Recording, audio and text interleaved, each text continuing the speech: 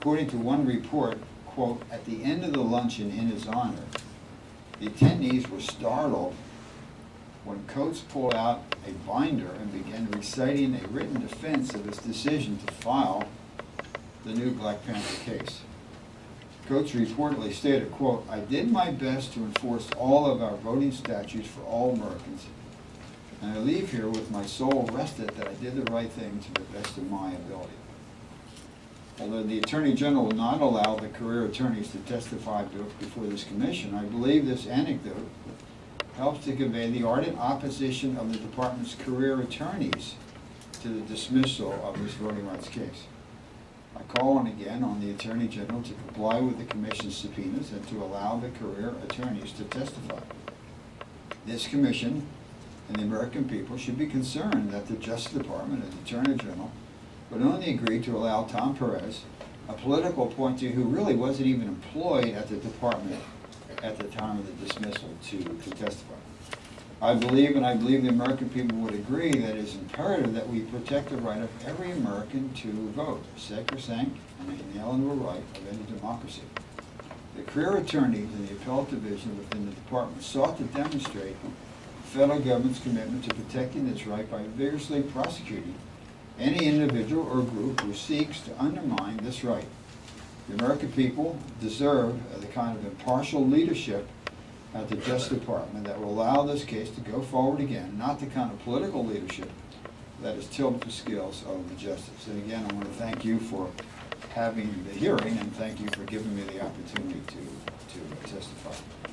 Thank you, Congressman Wolf. Rest assured that the information that you provided today will be entered into the record. At this time, Mr. Blackwood, do you have any questions? No, I do not. Okay, Vice Chair Bernstrom? And are we now questioning just Congressman Wolf? That is Yes. correct. Okay. Congressman Wolf, welcome, and I should mention that I am one of your constituents. I live in McLean, Virginia. A couple of questions. First, you described the DOJ dismissal as possibly having serious and dangerous consequences, and I wondered what specific consequences you had in mind. Do you think that the new Black Panther Party intimidation is a nationwide alarming phenomenon, or doesn't it matter if it's nationwide? Is it sufficient that it was at this one polling place on this specific I think it is day? sufficient that it took place there, but to have bullies like this intimidating people. If these were three white men standing outside a polling booth in Clinton, Mississippi, and I went to school for a year in Mississippi back in the mid-50s and saw the intimidation and the segregation and what went on, and to have three white men standing outside a polling booth to intimidate African Americans who were coming in would be totally unacceptable. And Bartle Bull, I think, makes the case better than anyone. No one can question his record, and thought that it took place in my former hometown to see that people could be intimidated by people standing there and do this. No one should live in fear in this nation with regard to be intimidating for anything, but particularly for the right to vote. Thirdly, we see some of these fringe groups moving that around, and allow them to crack down and say they're going to keep people from doing it is a wrong thing. And I just thought it was almost a no-brainer for the Justice Department. And again, I have great respect for career people. A large number of federal employees, as you know if you live in my district, live in my congressional district. I have been a champion for, I used to be a federal employee. I still am a federal employee. My wife was a federal employee when she put me through law school. Just to see that federal employees can be intimidated, can sort of be kind of cut off and blocked. I used to work for a cabinet secretary, Roger C.V. Morton. And the political involvement of pushing back on career people, I think, can be very, very dangerous. So I think it's really both of the questions that you asked. Well, let me just pick up on something you said. I wondered, in the first place, we're not in Mississippi in the 1950s. I know that history extremely well. By the way, you won't hear from my opening statements, but I have written two books on the Voting Rights Act, and Section 11B is the most minor provision in the entire Act. It has there have been 3 civil lawsuits, you guys, before this one based on it. But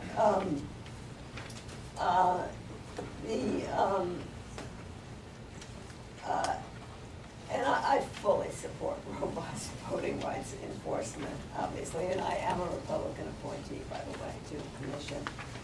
But surely the jury is out as to whether the DOJ has in fact been delinquent in this respect, since we don't have the inside story. You don't have it. And in fact, Chris Coates did not have the inside story. I know Chris Adams very well, that he doesn't know why the decision was made, which was the question before, that we were supposed to be addressing at this commission. So I have no idea what the reasoning of DOJ was, and I don't think that any of us do, and I don't think we're going to get the answer to that question. And finally, let me say, I'm not wild about the idea of career attorneys being called before hearings like this. I do think that, and I base this on some experience, that if you're trying to do your job in an administration as the career attorneys in the Civil Rights Division or the voting section of the Civil Rights Division are trying to do their job, then to have to constantly think, if I have the following conversation, or make the following decision, or write the following email, it may become public information. I don't think people can do their job properly. And so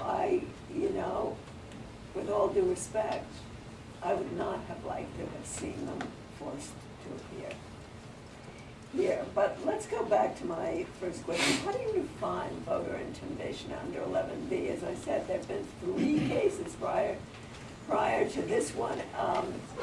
Only one before the Bush administration, 2 under the Bush administration. I don't know that I would define it, and I think I don't know that I would define it. I think the career people there had defined it, but I think what I saw, and after talking to people that were there, and after talking to Barton Bull, I think that is. But the point is, the case should have gone forward, and it didn't go forward. But we don't know that without knowing more. Well, but you don't get any cooperation from the Justice Department to tell you why. You don't know who they met with. You don't know why the decision went. That's why we don't know.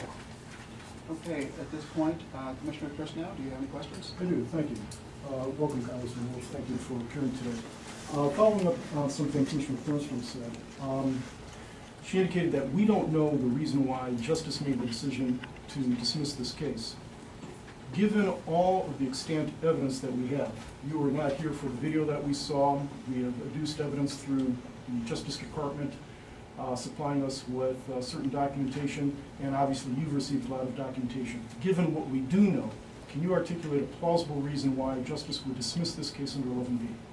I think that's going to be something you'll have to look at. I have talked to career people over there, and I do have personal views on it, but I think they could better answer that question. Okay. Second, at the Civil Rights Commission, we've got finite resources.